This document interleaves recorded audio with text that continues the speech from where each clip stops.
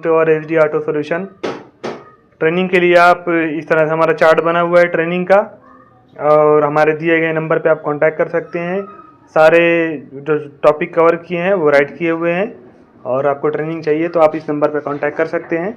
आज हम नया वीडियो लेकर आए हैं आपके लिए थ्रोटल बॉडी पोजीशन सेंसर के बाद सेंसर और बॉडी के बारे में। तो ये throttle body Bolero pickup Mahindra BS6 में आती है, XUV 300 में आती है। बाकी और जो BS6 गाड़ियाँ हैं महिंद्रा की हो, टाटा की हो, उसके अंदर भी ये थ्रोटल बॉडी आती है, लेकिन मॉड्यूल जो है थोड़ा सा अलग होता है। महिंद्रा का मॉड्यूल अलग होता है, टाटा का मॉड्यूल अलग होता है। तो आज हम नया फॉल्ट कोड लाए हैं आपके लिए। आप इसको इस तरह से डायग्नोस कर सकते हैं। थ्रोटल बॉडी जैम का कोड आया था। तो जैम मीन दैट कि प्लेट जो हमारी है वो ओपन नहीं हो रही है या वाइब्रेट कर रही है। तो इसका क्या इशू हो सकता है? तो ये जो हमारी प्लेट है वो इस तरह से है। तो ये प्लेट जो हमारी है वो गियर से चलती है, गियर से। यहाँ गियर होता है और एक और गियर होता है स्पीड कंट्रोल करने के लिए, और यहाँ पे मोटर का शाफ्ट होता है।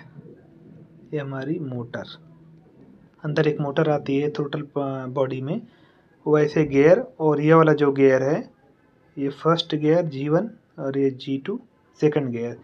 तो ये गियर के हिसाब से चलती है। कंपनी ने क्या किया है, इसको प्लास्टिक का गियर दिया अंदर। आप जब इसको डिसअसेंबल करेंगे तो इसके अंदर प्लास्टिक का गियर आपको दिखाई देगा। तो वो जो प्लास्टिक के गियर है वो ब्रेक हो गए थे। ब्रेक होने की वजह से जो हमारी प्लेट है वो यहाँ पे फंस जाती थी।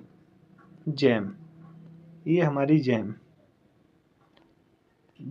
यहाँ हमारी क्या होती, जैम हो जाती थी। सप्लाई हमारा बिल्कुल ओके था, पॉजिटिव और पल्स विड्थ। उसके बाद में जो थ्रोटल पोजीशन सेंसर है वो भी ओके था, लेकिन जो हमारी प्लेट है गियर ब्रेक होने की वजह से हमारी प्लेट वाइब्रेशन करती थी और जैम हो गई थी, जिसकी वजह से गाड़ी जो हमारी है वो एक्सीलरेट नहीं होती, नॉट एक्सीलरेट नहीं होती थी, एक्सीलरेट नहीं हो रही थी। जैसे हम जगह पे रेस करते हैं वैसे जगह पे रेस करने के बाद क्या होती, एक्सीलरेशन नहीं हो रही थी। तो जब हमने इसको डिसअसेंबल किया तो इसके अंदर दो प्लेट निकली, G1 और G2, और जो हमारी मोटर को ऑपरेट करती थी, और उसकी वजह से हमारी जो प्लेट है वो उसकी थ्रू काम करती है। अगर वो उसमें कुछ प्रॉब्लम आ जाती है तो हमारी जो प्लेट है वो पूरी तरह वर्किंग नहीं करती है।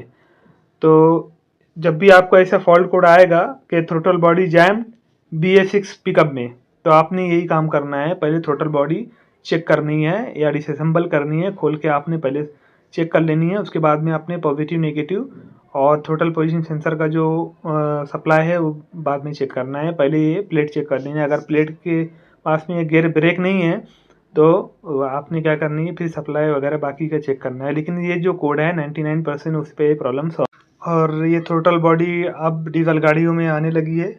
ये जो पहले जो BS4 गाड़ियाँ थी हुंडई की, उसके अंदर थ्रोटल बॉडी आती थी, लेकिन जो महिंद्रा ब्रांड है, जो हमारी छोटे वाले प्रीमियम ब्रांड में आ रही है, कुछ कुछ गाड़ियों में थी पहले, अब वो BS6 गाड़ियों में आने लगी है।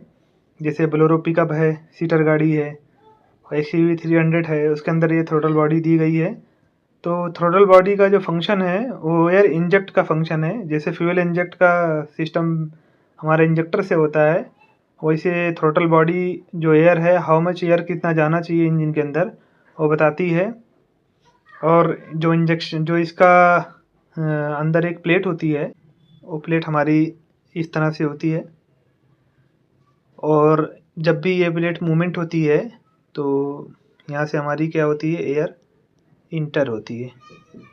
जो एयर इंजेक्ट कब उसकी डिग्री है, और वो डिग्री किस पे काम करती है, PWM टेक्निक पे, PWM टेक्निक पे।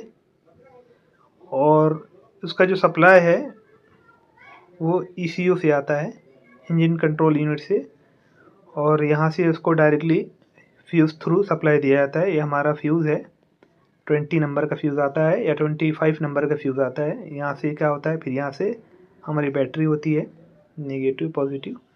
तो पॉजिटिव सप्लाई हमारे यहाँ से जाता है, और जो पल्स विथ मॉड्यूलेशन जो हमारा पल्स जाता है वो पल्स यहाँ से जाता है हमारा ये पिन पे। फर्स्ट एंड सेकंड जो पिन है, लास्ट वाली पिन है, फर्स्ट और लास्ट वाली पिन, वहाँ से फर्स्ट वाली पिन से मेन सप्लाई जाएगा, battery, fuse, and then throttle body terminal.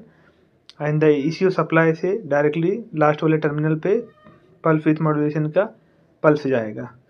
तो प्लेट कितनी ओपन होनी है कितनी नहीं ओपन होनी है वो कौन डिसाइड करता है? हमारा PWM टेक्निक जो हमारी वो डिसाइड करती है। Pulse with modulation, how much pulse that going on, कितनी जानी चाहिए, और हिसाब से हमारा क्या होता है, ये ऑन होता है, थोड़ा ऑन होता है। जितना इंजेक्ट एयर करना है फ्यूल के हिसाब से, जितनी एयर अंदर इंजन के अंदर जानी है वो यहाँ से क्या होती है, इंजेक्ट होता है। ज़्यादा एयर जाएगी तो मालूम है, तो उसकी वजह से क्या होता है, हमारा यह ब्लैक स्मोक का प्रॉब्लम आ सकता है। तो और एक और सेंसर है यहाँ पर, तो यहाँ से हमारा पॉजिटिव सप्लाई आता है सेंसर को, और यहाँ से हमारा पल्स जाता है ECM में। ECM में क्या होता है, इसका पल्स जाता है। तो ये डिसाइड करता है कि TPMS सेंसर जो है, थ्रोटल पोजीशनिंग सेंसर जो है, वो डिसाइड करता है कि प्लेट कितनी ओपन होना चाहिए, और वो जो सिग्नल है वो जाता है हमारे ECM को। ECM उसी हिसाब से जो पल्स है अपने इंजेक्टर का, वो डिसाइड करता है कि कितनी पल्स जानी चाहिए और कितना फ्यूल इंजेक्ट होना चाहिए इंजन के अंदर।